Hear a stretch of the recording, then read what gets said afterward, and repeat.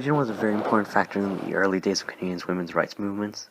Some of the earliest groups of organized women came together for faith-based reasons. When women were not accepted as missionaries by their churches and missionary societies, they started their own missionary societies and raised funds to send female missionaries abroad. This formed the basis for what would become the basis of the suffragette movement in Canada. During the mid-1910s, these movements came to a head when women demanded the right to vote. The Toronto Women's Literary Club was established in 1876 as a guise for suffragette activities. They would sell postcards and arrange demonstrations to get the movement out there. Women like Helena Gutteridge fought for women's rights in Canada.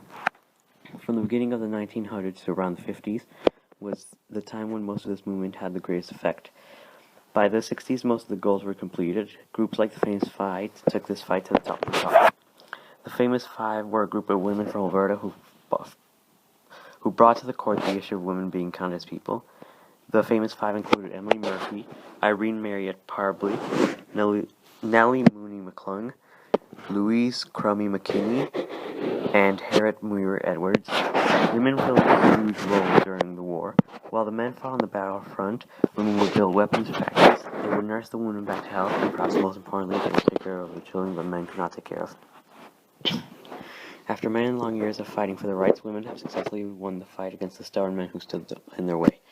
The feminist movement led to a lot of sub-feminist groups, some of which are the Aboriginal feminists and the Black feminists. Abortion also came up as an issue. All in all, feminism was an important part of Canada's history. It was controversial, intense, and ultimately victorious.